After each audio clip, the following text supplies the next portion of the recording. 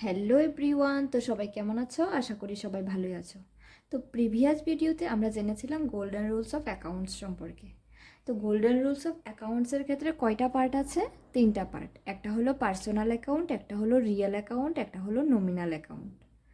তো personal account মানে কি জেনেছি? যেখানে কি কোনো ব্যক্তির হিসাব আসবে, যখন কোনো ব্যক্তির নামে তুমি অ্যাকাউন্ট খুলবে তখন সেটা হবে পার্সোনাল অ্যাকাউন্টে।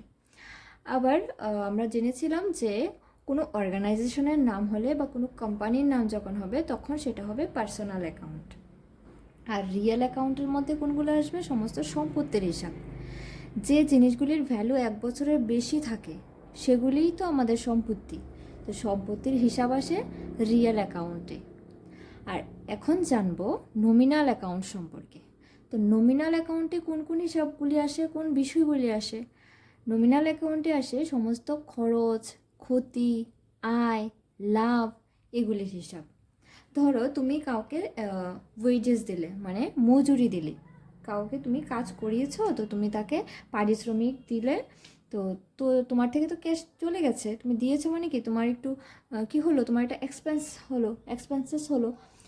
তো তখন সেটা কোন অ্যাকাউন্টে আসবে? এই যে ওয়েজেসটা, যে মজুরিটা তুমি দিয়েছো সেটা হবে নমিনাল অ্যাকাউন্ট। আবার যদি ওয়েজেসটাই তুমি পাও, ধরো কেউ তোমাকে দিয়েছে, তুমি কাজ করেছো তো তুমি পেয়েছো, দেন তোমার জন্য সেটা ইনকাম হয়ে যাবে। তো এটা এন্ট্রি পড়ে তোমাকে বুঝতে হবে। তাহলে নমিনাল অ্যাকাউন্টের ক্ষেত্রে আমরা এক্সাম্পল হিসেবে কী কী নিতে পারি? এক্সাম্পল হিসেবে আমরা নিতে পারি স্যালারি, স্যালারি নিতে পারি, ওয়েজেস, দেন কমিশন নিতে পারি, রেন্ট হতে পারে, এটসেট্রা। ধরো তুমি তুমি স্যালারি কাউকে দিলে, তুমি যখন স্যালারিটা দেবে, তুমি যখন বেতনটা দেবে তখন তোমার ক্ষেত্রে স্যালারিটা হয়ে যাবে খরচ। আর যদি তুমি পাও, তুমি যদি কারোর থেকে স্যালারি পাও তখন সেটা হয়ে যাবে তোমার ইনকাম। সেম ওয়েজেসের ক্ষেত্রে, ওয়েজেস তুমি যদি মজুরি পাও তোমার ইনকাম, তুমি যদি দাও কাউকে দেন সেটা হয়ে যাবে খরচ। কমিশনের ক্ষেত্রেও সেম, রেন্টের ক্ষেত্রেও সেম, যখন তুমি দেবে তখন তোমার সেটা হয়ে যাবে লস। আর যদি তুমি পাও তখন সেটা হয়ে যাবে তোমার ইনকাম। একটা এক্সপেন্সেস, একটা ইনকাম। তাহলে আমরা কি কি জানলাম?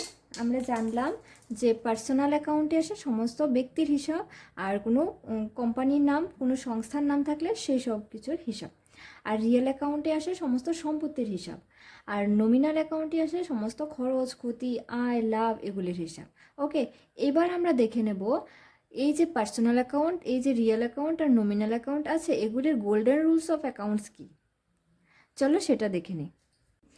তো পার্সোনাল অ্যাকাউন্টের ক্ষেত্রে কী লিখেছি দেখো, অল রিসিভার্স আর ডেবিট, অল গিভার্স আর ক্রেডিট।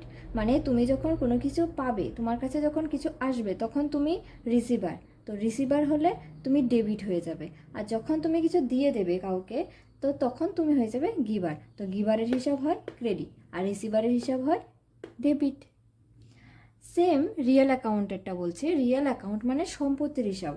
যেমন আমি এক্সাম্পল হিসেবে machinery, furniture, cash in hand, cash at bank, goodwill, trademark, copyright এগুলি বলেছিলাম। তো এগুলি সব হলো সম্পত্তি।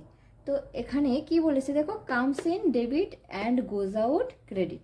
কামস ইন মানে সম্পত্তিটা যখন তোমার কাছে আসবে, সম্পত্তিটা যখন আসবে তখন সম্পত্তিটা ডেবিট হয়ে যাবে। আর যখন সম্পত্তিটা চলে যাবে তোমার কাছ থেকে তখন সম্পত্তিটা হয়ে যাবে ক্রেডিট। ওকে, সেমভাবে যদি নমিনাল অ্যাকাউন্টের কথা বলো, নমিনাল অ্যাকাউন্টের ক্ষেত্রে হয়ে যাবে খরচ, ক্ষতির হিসাব ডেবিট, মানে এক্সপেন্সেস, লসেস আর ডেবিট, ইনকাম, গেইনস আর ক্রেডিট। তাহলে আমরা কি কি পেলাম? পার্সোনাল অ্যাকাউন্টের ক্ষেত্রে পেলাম অল রিসিভার্স আর ডেবিট, অল গিভার্স আর ক্রেডিট। রিসিভারের হিসাব হয় ডেবিট আর গিভার্স হলে হয় ক্রেডিট। সেমভাবে রিয়েল অ্যাকাউন্টের ক্ষেত্রে পেলাম comes in debit, goes out credit. Comes in এলো তোমার কাছে, এলো comes in debit and goes out চলে গেল, সেটা হলো ক্রেডিট। সেমভাবে নমিনাল অ্যাকাউন্টের ক্ষেত্রে যদি আমরা বলি সেক্ষেত্রে হবে খরচ, ক্ষতির হিসাব ডেবিট, মানে এক্সপেন্সেস, লসেসের হিসাব হবে ডেবিট, আর ইনকাম আর যদি তোমার গেইনস হয় দেন এটা হবে তোমার ক্রেডিট। ওকে, চলো একটা এক্সাম্পলের সাহায্যে দেখে নিচ্ছি। Cash received from Ram ₹1000। চলো একটা এক্সাম্পল নিয়েছি, এবার এটা থেকে আমরা যদি জার্নাল করি গোল্ডেন রুলস অফ অ্যাকাউন্টিংয়ের সাহায্যে, তো কিভাবে করব। আর তো দেখো এখানে আছে ক্যাশ রিসিভ ফ্রম রাম ₹1000। তো ক্যাশ টাকা, ক্যাশ, তুমি ক্যাশ পেয়েছো, ক্যাশ তো রিয়েল অ্যাকাউন্ট, ক্যাশ তো সম্পত্তি। তাহলে রিয়েল অ্যাকাউন্টের ক্ষেত্রে আমরা কি পেয়েছি, comes in debit goes out credit. তাহলে ক্যাশ টাকা তোমার কাছে এসছে মানে কামস ইন, কামস ইন হলে ক্যাশ কি হবে, ক্যাশ ডেবিট হবে না, ডেবিট। আর দেখো এখানে রাম আছে, রাম পার্সোনাল অ্যাকাউন্ট, আর আমরা পার্সোনাল অ্যাকাউন্টের মধ্যে কি পেয়েছি, রিসিভার্স আর ডেবিট অ্যান্ড গিভার্স আর ক্রেডিট।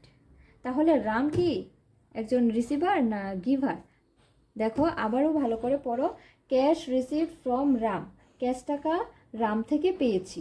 ধরো আমি পেয়েছি, কার থেকে পেয়েছি, রাম থেকে পেয়েছি। এবার রাম তাহলে দিয়েছে, তাহলে দিয়েছে মানে কি গিভার হবে, তাহলে রাম হবে কি গিভার, গিভারের হিসাব ক্রেডিট। তাহলে যদি আমি জার্নাল করি তাহলে cash account debit two Ram account,